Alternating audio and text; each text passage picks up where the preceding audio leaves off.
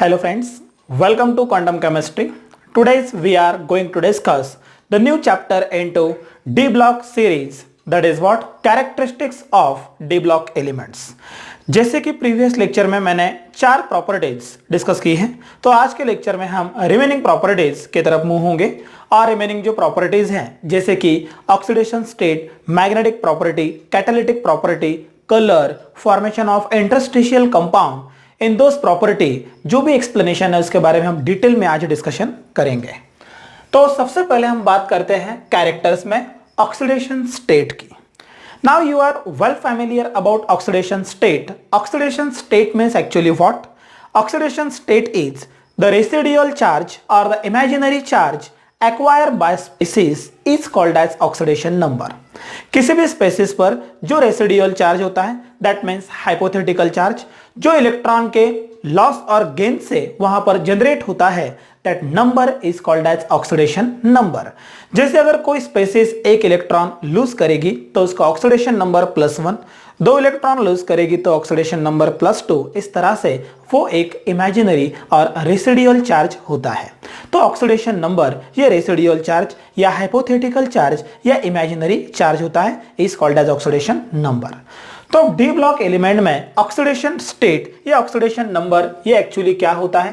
तो general oxidation state in D block element is +2। वो क्या होता है? +2 होता है। मतलब इन जनरल लगभग ये 2 इलेक्ट्रॉन लूज करते ही है। तो ऑक्सीडेशन नंबर की डेफिनेशन आपको समझ में आ गई कि वो इमेजिनरी या रेसिडुअल या हाइपोथेटिकल चार्ज होता है जो इलेक्ट्रॉन के लूजिंग और गेनिंग के वजह से वहां पर क्या होता है? फॉर्म होता है। अब क्वेश्चन ये अराइज होता है कि ऑक्सीडेशन नंबर जो इसका है जनरल वो +2 है, तो ऐसा क्यों है? क्योंकि यहां पर ऑक्सीडेशन नंबर में जो 2 इलेक्ट्रॉन्स है वो 4s ऑर्बिटल में प्रेजेंट होते हैं और वो 4s ऑर्बिटल आउटर ऑर्बिटल है और उसके अंदर वाला जो पेनल्टीमेट शेल है वो n-1d। तो 4s ये ऑर्बिटल ये बाहर होने के रीजन से यहां से इलेक्ट्रॉन इजीली एक्सपेल होते हैं, इसीलिए general oxidation state of D block elements is +2। D block element show variable oxidation number. जैसे यहां पर मैं कुछ चीजें क्लियर कर ही लेता हूं। It show variable oxidation number, variable oxidation number. Why D block elements are show variable oxidation number? Because what? The difference in between, the gap in between n-1d orbital and 4s orbital is less. Okay? ये less या small होने के reason से n-1d that means penultimate shell और ये 4s shell, इन दोनों के बीच में जो गैप होता है वो गैप स्मॉल या लेस होने के रीजन से इलेक्ट्रॉन इजीली एक्सपेल हो सकता है, इसीलिए यहां पर ये elements variable oxidation number show करते हैं। तो वेरिएबल ऑक्सीडेशन नंबर ये एग्जिबिट करेंगे। मैंने जैसे कि बताया जनरल ऑक्सीडेशन नंबर इनका कितना होता है? +2 होता है। इनका जनरल ऑक्सीडेशन नंबर +2 होगा। ये वेरिएबल शो करेंगे। तो अगर ये वेरिएबल ऑक्सीडेशन नंबर शो करते हैं तो कैसे शो करेंगे आप देख सकते हो यहां पर। जैसे कि यहां पर मैं बताना चाहूंगा वेरिएबल में अब ये जैसे कि +1, +2, +3, +4 इस तरह से एग्जिबिट करते हैं। तो यहां पर आप देख सकते हो जैसे कि स्कैंडियम। ओके, स्कैंडियम का ऑक्सीडेशन नंबर जनरल तो +2 है लेकिन ये +3 होता है। स्कैंडियम में ON नंबर इसका +3 है, लेकिन अगर आप देखोगे कॉपर और क्रोमियम तो इसका जनरल ऑक्सीडेशन नंबर +1 है। आप यहां पर देख रहे हो जनरल मैंने बोला +2 लेकिन स्कैंडियम +3 में है, क्रोमियम कॉपर किसमें यहाँ पर +1। तो ये किस तरह से होगा? You can observe scandium atomic number 21, you can observe 1s2, 2s2, 2p6, 3s2, 3p6, 4s2, 3d1, 4s2, 3d1।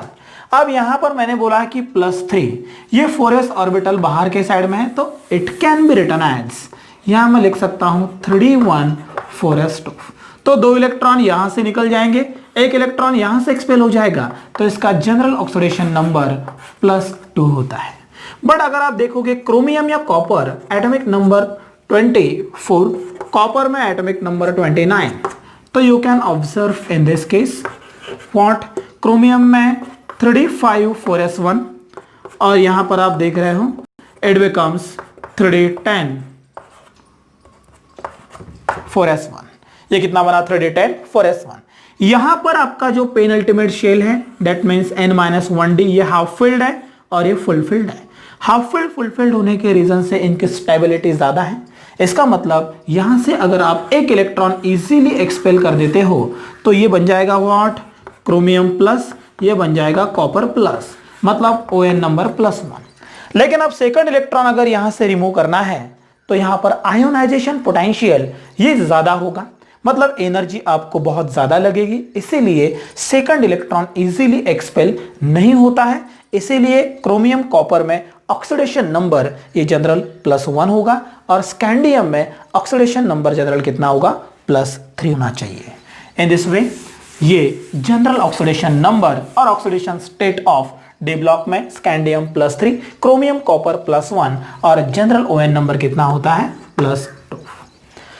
अगर बात करते हैं हम मैक्सिमम ऑक्सीडेशन नंबर की, तो मिनिमम ऑक्सीडेशन नंबर तो इसका +2 होता है, फिर मैक्स ऑक्सीडेशन नंबर कितना होगा, तो you can observe max oxidation number की अगर बात की जाए तो मैग्नीज का मैक्स ऑक्सीडेशन नंबर +7 है। आफ्टर देन रुदिनियम एंड ऑस्मियम इनका मैक्स ऑक्सीडेशन नंबर +8 और +8 होना चाहिए। कितना होना चाहिए, +8 एंड +8।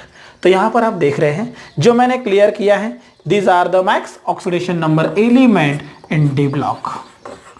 इनका ऑक्सीडेशन नंबर ये होगा मैक्सिमम, जनरल ऑक्सीडेशन नंबर जो होगा ये होगा मिनिमम, और यहां पर इन दोनों का ऑक्सीडेशन नंबर जो है this is a what, general, जो इसे यहां पर क्या कर रहा है, क्रॉस कर रहा है। इस तरह से max ON number manganese in 3D series, 4D series में रुदिनियम और 5D सीरीज यहां क्या होगा, ऑस्मियम, मतलब +7 +8 और +8। इस तरह से अगर आपको पूछा जाए कि डी ब्लॉक में मैक्स ON नंबर किसका होता है, तो ऑस्मियम रुदिनियम +8 +8 +7, और मीन ON नंबर अगर देखा जाए तो कितना होना चाहिए, +2। तो +1 ये सबसे मिनिमम होगा क्रोमियम और कॉपर में। ओके, तो ये था oxidation number, variable, maximum, minimum and general. अब अगर बात की जाती है ऑक्सीडेशन नंबर की, तो the species consist of lower oxidation number and higher oxidation number, उनका नेचर क्या होना चाहिए। Now you are well familiar, you can observe in this case the species with lower oxidation number, the species with lower oxidation number. अब जिस spaces का oxidation number lower है, इसका मतलब क्या होगा, वो 1 या 2 इलेक्ट्रॉन इजीली लूज कर सकता है। अगर वो 1 या 2 इलेक्ट्रॉन इजीली लूज कर सकता है, इसका मतलब वो वहां पर कौन सा बॉन्ड फॉर्म करेगा, वो फॉर्म करेगा वहां पर आयोनिक बॉन्ड। तो इसका नेचर कौन सा होना चाहिए, आयोनिक इन नेचर। कौन सा नेचर होगा इसका, आयोनिक इन नेचर। अगर वो लोअर ऑक्सीडेशन नंबर वाला है तो आयोनिक नेचर फॉर्म करेगा। अगर वो आयोनिक है तो it act as a reducing agent. ये क्या एक्ट हो रहा है, यहां पर रिड्यूसिंग एजेंट एक्ट होगा। वो रिड्यूसिंग एजेंट एक्ट हो रहा है, इसका मतलब वो होना चाहिए बेसिक ऑक्साइड। वो क्या होना चाहिए वहां पर, बेसिक ऑक्साइड। तो यहां पर आप देख रहे हो ये आयोनिक इन नेचर, क्योंकि उसका आईपी ऑक्सीडेशन नंबर लोअर है, मतलब उसका आईपी क्या होगा वहां पर, लो, इजीली इलेक्ट्रॉन लूज कर सकता है, इसीलिए वो आयोनिक होगा।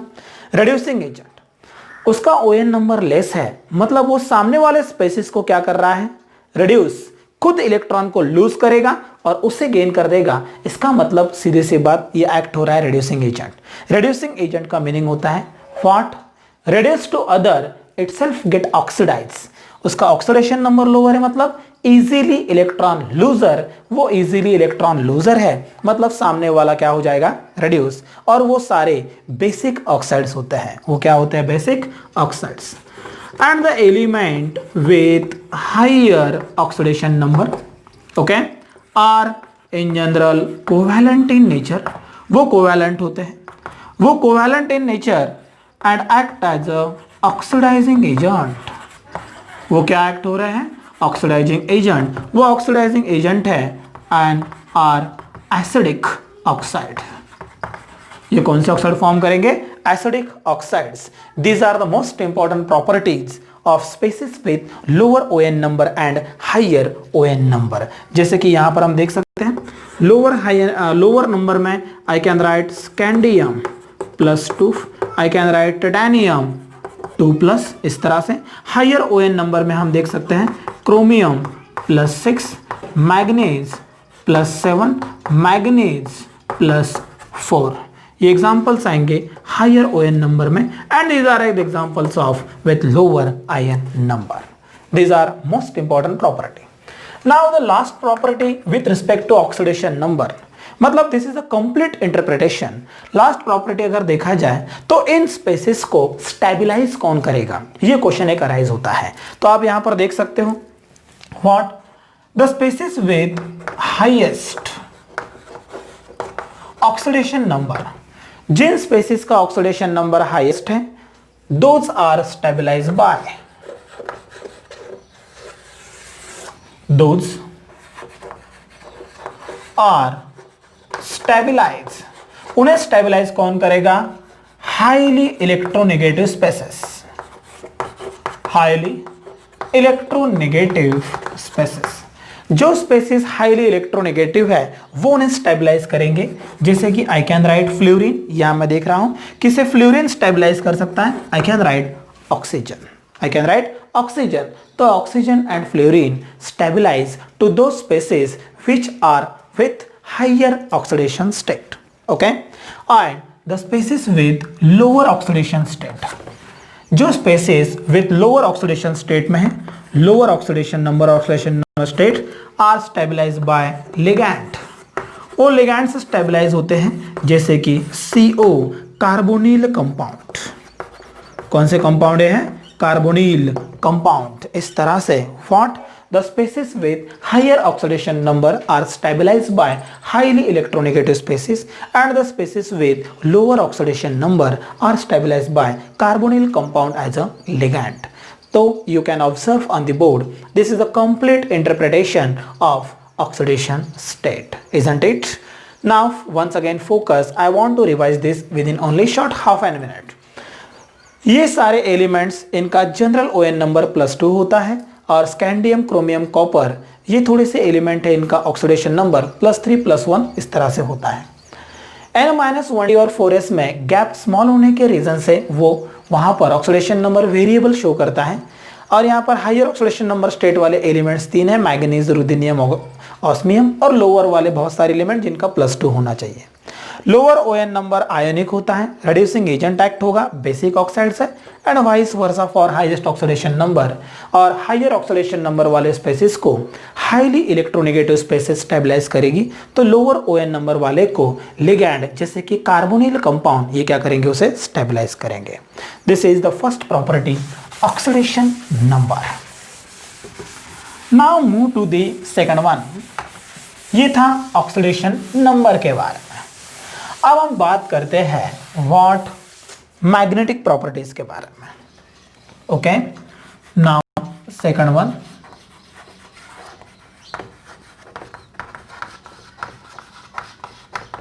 Magnetic properties.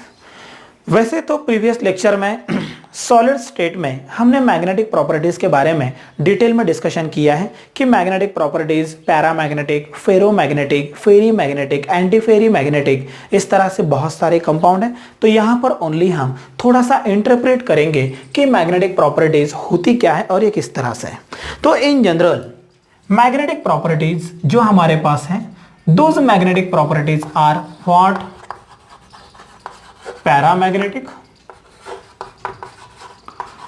Diamagnetic and what? Ferromagnetic. हमारे पास 3 टाइप्स की फंडामेंटल प्रॉपर्टीज है, पैरामैग्नेटिक, डायमैग्नेटिक, फेरोमैग्नेटिक, और ये डिपेंड करता है नंबर ऑफ अनपेयर इलेक्ट्रॉन पर। If number of unpaired electron increase, okay, I can write if unpaired electrons are absent, तो ये क्या होना चाहिए? Diamagnetic. Okay, if unpaired electron increase, तो क्या होना चाहिए, पैरामैग्नेटिज्म भी इंक्रीज होगा, पैरामैग्नेटिज्म भी इंक्रीज होगा। इसका मतलब number of unpaired electron increase, तो paramagnetic character also going on increase. Paramagnetic character अगर वहां पर इंक्रीज हो रहे हैं, इसका मतलब that species possess some magnetic moment, वो क्या करेगा, वहां पर कुछ मैग्नेटिक मोमेंट possess करेगा, और वो मैग्नेटिक मोमेंट हम कैलकुलेट कर सकते हैं। Magnetic moment represented by mu effect, उसे हम म्यू इफेक्ट से शो कर सकते हैं। तो mu effect is equal to formula to calculate magnetic moment n into n plus two, क्या होना चाहिए, n into n plus two, ये होगा Bm। Bm means Bohr magneton, Bm क्या होता है, Bohr magneton, okay, is one of the unit. अब अगर ये बोहर मैग्नेटॉन है तो ये यहां पर आप देख सकते हो n is nothing but number of unpaired electron, number of unpaired electron, ये अनपेयर्ड इलेक्ट्रॉन है, और यहां पर जो मैंने Bm लिखा है तो 1 Bm is equal to I can write EH by 4 pi MC, ये क्या होगा, EH by 4 pi MC। E means electronic charge, H means Planck constant, pi ये phase difference, M means mass of electron, और यहां पर C ये होगा velocity of light. इस तरह से ये मैग्नेटिक मूवमेंट निकालने का या कैलकुलेट करने का एक प्रॉपर फार्मूला है। This formula is called as, इस फार्मूला को क्या कहा जाता है, is called as spin only, इसे क्या कहा जाएगा, spin only, that means this formula is referred as spin only. अब अगर बात हो रही है तो इस magnetic moment how to calculate, बस स्पेसेस देखना है। स्पेसेस देखने के बाद नंबर ऑफ अनपेयर इलेक्ट्रॉन जितने होंगे n की वैल्यू यहां पर पुट करके आप म्यू को इजीली कैलकुलेट कर सकते हैं। तो इन जनरल अगर देखा जाए तो ferrous, cobalt, nickel, ferrous, cobalt, nickel की अगर बात की जाए तो in this compound what it show high paramagnetism, ये हाई पैरामैग्नेटिज्म शो करता है, hence those are called as ferromagnetic material, ferromagnetic material। तो ferromagnetic material, that means I can define the species in which consist of maximum number of unpaired electron or the species which act as which are strongly attracted by magnetic field are called as ferromagnetic material। तो ferrous, cobalt, nickel ये high paramagnetism show करते हैं, इसीलिए उन्हें ferromagnetic material कहा जाता है। For example यहां लेना चाहूंगा तो alnico, aluminium 12%, nickel 20%, cobalt 50%,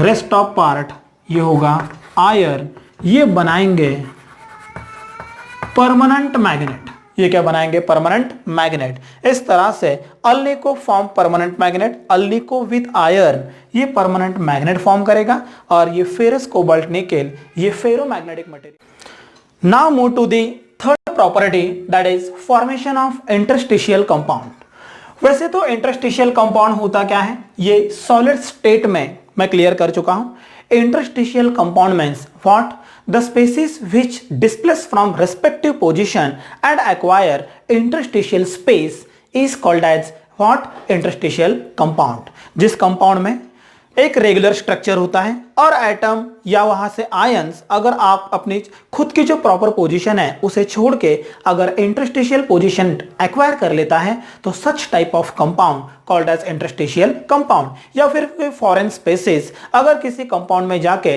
interstitial space acquire कर लेता है तो कॉल्ड एज इंटरस्टिशियल कंपाउंड। तो हमें यहां पर देखना है interstitial compound generally d block elements in which consist of some defect or gap। तो उन गैप को, उस empty space को क्या कहा जाता है, interstitial space।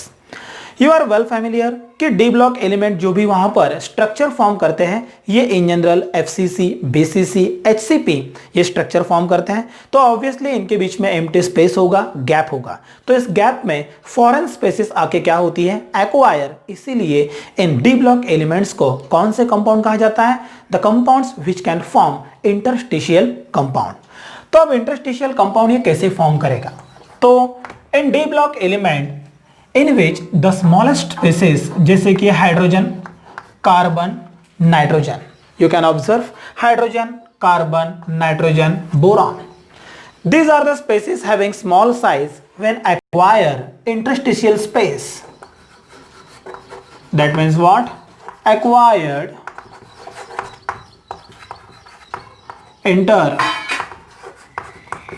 interstitial space and form interstitial compound.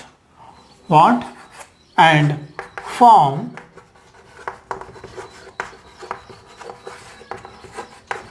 Interstitial compound. ये इंटरस्टिशियल कंपाउंड फॉर्म करता है। मतलब यहां पर क्लियर हो गया कि the spaces with smallest size when acquire empty space और the interstitial space then the compound is form is called as interstitial compound. तो transition metal in which consist of defect, इनके बीच में क्या होता है, डिफेक्ट होता है। Hence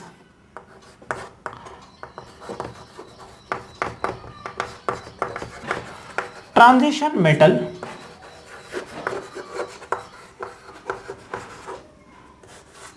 has defect, hence they form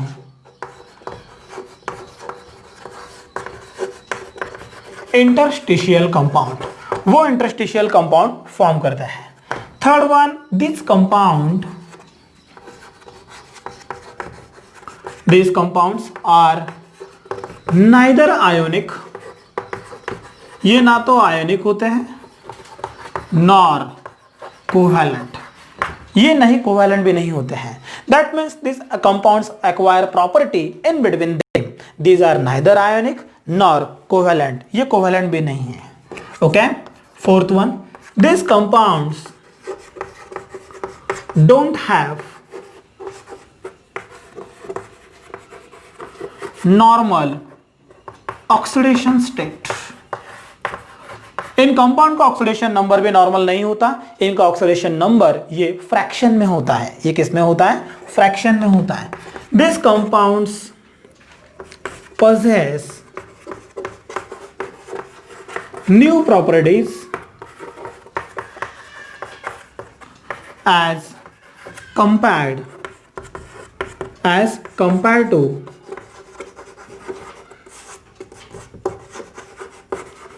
parental atoms. Parental atom के कंपेयर में ये नई प्रॉपर्टी वहां पर क्या करता है, एक्वायर करता है। The hydrides of interstitial compound, इसके जो हाइड्राइड्स होते हैं आर स्ट्रॉन्ग रिड्यूसिंग एजेंट, ये क्या एक्ट होते हैं यहां पर, स्ट्रॉन्ग रिड्यूसिंग एजेंट एक्ट होता है। For example I can right TiC, titanium carbide, यहां पर आप देख सकते हो TiH 1.73, ये एक हाइड्राइड है। Mn4n trimanganese nitride, you can write Fe3H iron hydride, VH.56 and ZrH 1.92। आप यहां पर देख रहे हो these are most fundamental properties with respect to formation of interstitial compound। जो इंटरस्टिशियल कंपाउंड ये डी ब्लॉक एलिमेंट्स फॉर्म करेंगे उसके रिस्पेक्ट में बस इतनी प्रॉपर्टीज आपको प्रॉपर तरीके से नोन होनी चाहिए। जैसे मैंने यहां पर बताया, आप यहां पर देख सकते हो, खास यहां पर फोकस किस पे करना है, इंटरस्टिशियल कंपाउंड ये नाइदर आयोनिक नॉर कोवैलेंट, ये ना तो आयोनिक होते हैं ना तो कोवैलेंट होते हैं, is possess properties in between them। Interstitial compound don't have a normal oxidation state, इनका ON नंबर भी नॉर्मल नहीं होता, यहां आप देख रहे हो इनका ON नंबर किस तरह से होता है। देखिए यहां पर VH 0.56, जिरकोनियम हाइड्राइड 1.92, यहां पर टाइटेनियम हाइड्राइड 1.73। मतलब यहां पर अगर आप ON नंबर कैलकुलेट करोगे मेटल का तो वो नॉर्मल ON नंबर नहीं आएगा। ओके, तो नॉर्मल ON नंबर ये पोजेस नहीं करता है। और इसके जो हाइड्राइड्स है यहां पर आप देख पा रहे हो, ये जो हाइड्राइड्स है ये स्ट्रॉन्ग रेड्यूसिंग एजेंट एक्ट होते हैं और इनकी प्रॉपर्टी ये पैरेंटल एटम के कंपेयर में पूरी तरह से क्या होती है, डिफरेंट होती है, न्यूज होती है। इसीलिए ये इंटरस्टिशियल कंपाउंड बहुत बड़ा रोल प्ले करते हैं। तो this is property number 3 as a interstitial compound. Okay, now move to the next one, next property that is alloy formation. अब हम बात करते हैं नेक्स्ट प्रॉपर्टी की, ये है alloy formation. Okay, D block elements की मोस्ट फंडामेंटल प्रॉपर्टी यही है कि ये एलॉय फॉर्म करता है। तो एलॉय मतलब actually what, alloy means the compound which is formed by two or more than two compounds when mixed together with each other. That means when mixing of two or more than two compounds with each other, then formation of new compound is called as alloy. लेकिन वो alloy में कौन से compound होता है, solid in solid। वो कौन सा होता है, solid in solid। तो alloy डी ब्लॉक एलिमेंट की प्रॉपर्टी, इनका हार्डनेस प्योर मेटालिक होने के रीजन से ये मैक्सिमम एलॉय फॉर्म करते हैं और इसका industrial use, daily use, recent chemistry में इसका यूज बहुत ज्यादा है। तो यहां आप देख सकते हो। तो पहला क्वेश्चन मेरे दिमाग में आता है कि भाई ये D block elements alloy formation क्यों करते हैं। तो एलॉय फॉर्मेशन करने का रीजन ये है, due to the approx similar size. इन डी ब्लॉक एलिमेंट की साइज लगभग सिमिलर होने की रीजन से वो एक दूसरे में इजीली पूरी तरह से घुल मिल जाते हैं, इसीलिए ये इन जनरल क्या फॉर्म करता है, एलॉय फॉर्म करते हैं। अगर दो स्पेसिस या दो एलिमेंट को आप एक दूसरे में मिक्स करना चाहते हो और दोनों में बहुत ज्यादा डिफरेंस है उनके साइज में, तो वो इजीली वहां पर एक दूसरे में मिक्स नहीं हो सकते। लेकिन साइज में अगर डिफरेंस कम है तो वो इजीली वहां पर एक दूसरे में मिक्स होके एक नया न्यू कंपाउंड इजीली फॉर्म कर सकते हैं। इसीलिए सबसे main reason why D block elements having tendency to form the alloy, because of approximately similar size. उनके साइज सिमिलर होने के रीजन से वो होता है। सेकंड, कि एलॉय फॉर्मेशन के नीड क्यों है, क्यों एलिमेंटल लेवल पर उसे आप इजीली यूज नहीं कर सकते। उसका रीजन यह है कि एलॉय जब फॉर्म करते हो एलिमेंटल लेवल पर हर एक एलिमेंट की एक स्पेसिफिक प्रॉपर्टी होती है। तो जो प्रॉपर्टी उस एलिमेंट की है वो उस एलिमेंट वो एक्वायर करता है। लेकिन अगर हमें न्यू प्रॉपर्टी वहां पर कोई अगर चाहिए तो न्यू प्रॉपर्टी डेवलप करने के लिए कि जो एलिमेंटल लेवल पर एब्सेंट है ये एलॉय फॉर्म किया जाता है। That means it is form to develop new property which is absent in element। जो एलिमेंट्स में absent है उन्हें डेवलप करने के लिए न्यू प्रॉपर्टी वहां पर एक्वायर करने के लिए एलॉय को फॉर्म किया जाता है। एग्जांपल मैं लेना चाहूंगा ब्रॉन्ज, एमलगम आप यहां देख सकते हो, स्टील या stainless steel, brass, copper zinc. Okay, bronze, copper tin, copper zinc का मिक्सचर ब्रास होता है, कॉपर टिन का मिक्सचर ये अमलगम, मर्क्यूरी विथ मेटल, और यहां आएगा chromium plus molybdenum plus tungsten plus manganese, इस तरह से प्लस वैनेडियम। और आप ले सकते हो यहां पर अल्निको जो परमानेंट मैग्नेट के लिए यूज होता है, permanent magnet, that is aluminium, nickel, cobalt plus iron. These are some property, some examples of alloy. इस तरह से ये एलॉय भी फॉर्म करता है। ओके, नाउ नेक्स्ट वन, हम अब मूव करेंगे नेक्स्ट प्रॉपर्टी की ओर। That property is colour. वो प्रॉपर्टी कौन सी है? वो मोस्ट इंपॉर्टेंट प्रॉपर्टी है colour property.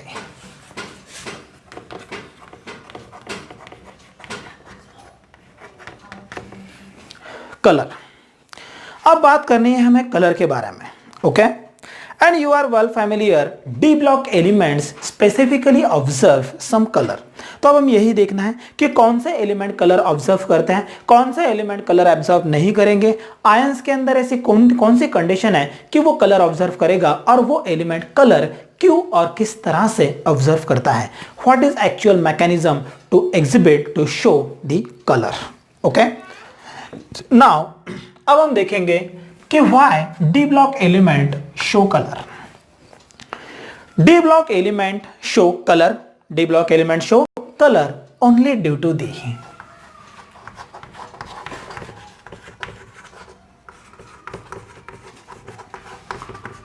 Only due to number first D D transition. पहला रीजन मैंने क्या बताया है? D D transition. Second one, presence of unpaired electron, presence of unpaired electron and nature of ligand, nature of ligand और geometry of complex. आपको खास focus करना है इन 3 पॉइंट पर। मैंने कहा कि D block element exhibit colour because of D D transition. D D transition के वजह से ये कलर शो करता है। Due to the presence of unpaired electron, unpaired electron होगा तो ही डीडी ट्रांजिशन होगा। डीडी ट्रांजिशन होगा इसका मतलब ये कलर शो करेगा। वो कैसे मैं बताता हूं। और नेचर ऑफ लिगैंड, उस लिगैंड का नेचर कि वो किस टाइप का है। अब यहां पर ये 3 रीजन तो मैंने बता दिए, but how to explain this. Now listen carefully. पहले ये डीडी ट्रांजिशन होता क्या है। You are well familiar there are 5 D orbitals. कितने होते हैं डी ऑर्बिटल्स? 5 होते हैं, जैसे कि dxy, dyz, dz(x), dx2 y2 and dz2.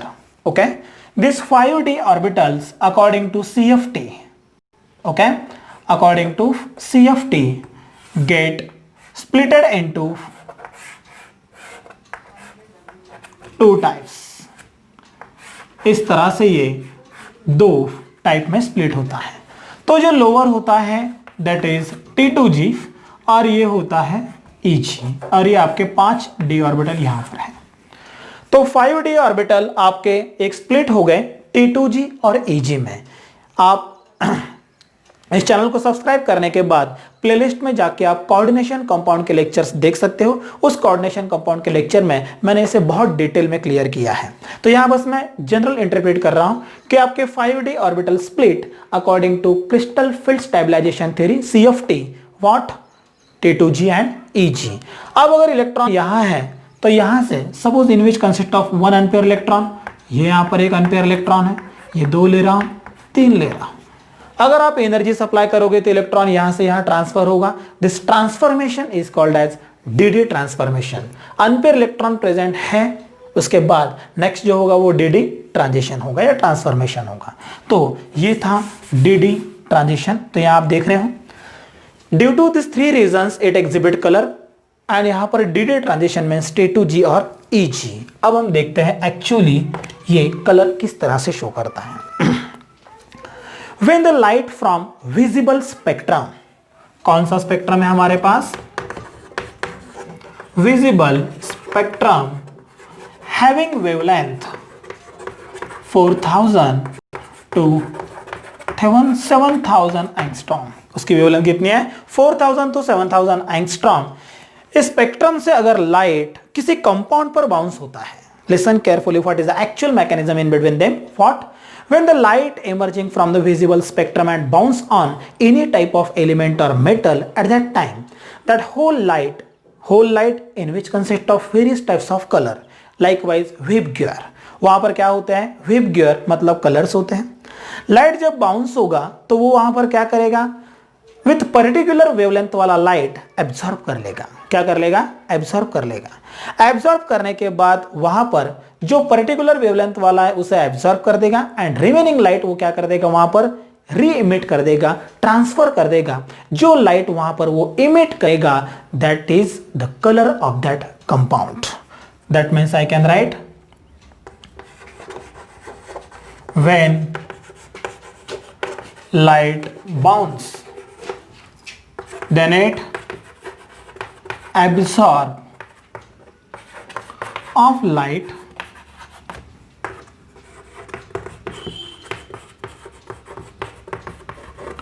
with particular wavelength and remaining light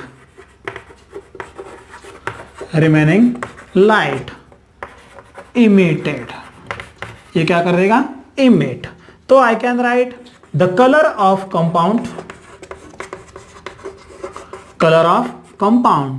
is the colour of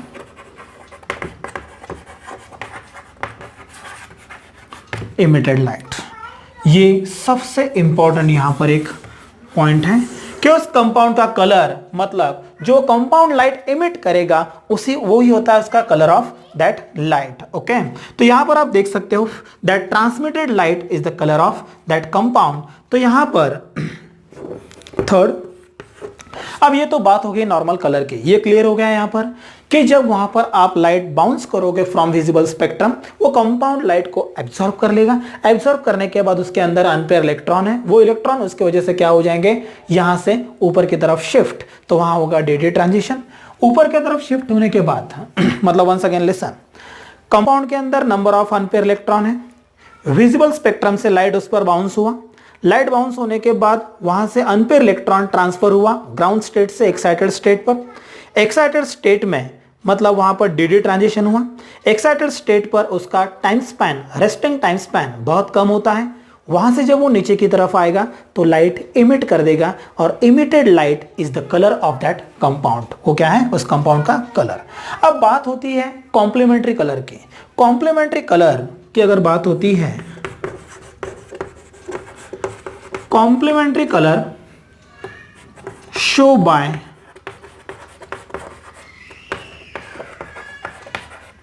मुंशिल wheel. कौन सा व्हेल है ये, मुंशिल व्हेल। इससे कॉम्प्लीमेंट्री कलर हम शो कर सकते हैं, देखिए इस तरह से, व्हिप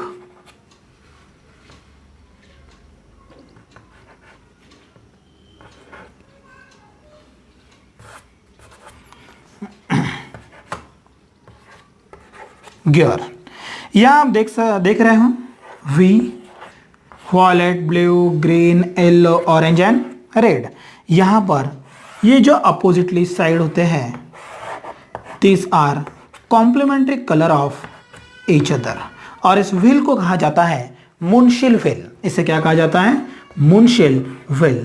तो यहां आप देख रहे हो, अगर कोई कंपाउंड कलर वॉयलेट दिखाता है तो कॉम्प्लीमेंट्री कलर उसका येलो होगा, अगर कोई कंपाउंड ब्लू है तो कॉम्प्लीमेंट्री कलर उसका ऑरेंज होगा। इस तरह से वो कॉम्प्लीमेंट्री कलर वहां पर क्या करता है, एग्जिबिट करता है। This wheel is called as what, Munsell wheel. तो यहां आप देख रहे हो, ये सबसे इंपॉर्टेंट चीजें मैंने आपको बता दी कि वहां पर ये कलर किस तरह से शो करता है।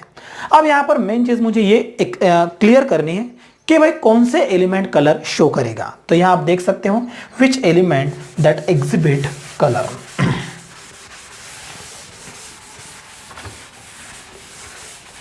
I can say only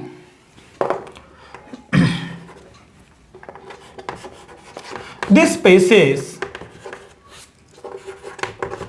with no unpaired electron, are colorless।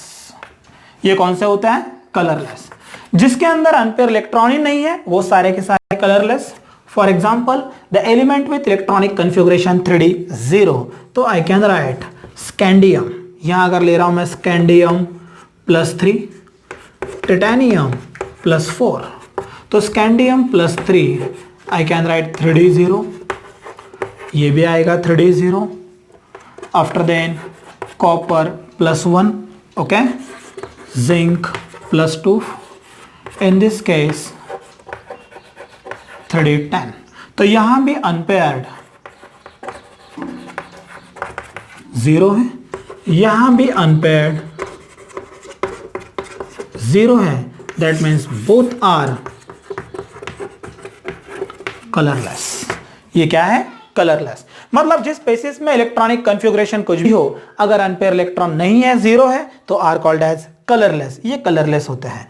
और नेक्स्ट बात अगर बात होती है इंटेंस कलर की, इंटेंस कलर, तो intense colour is due to the transfer, due to the transfer of electron, yeah, I can write charge transfer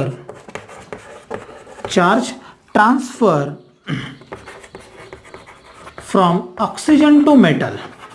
oxygen to metal अगर charge transfer हो रहा है तो उसकी वजह से वो इंटेंस कलर शो करेगा। फॉर एग्जांपल Cr2O7 2-, यहां आप देख रहे हो oxygen transfer to the electron to the metal chromium, इसीलिए it exhibit what? Intense colour.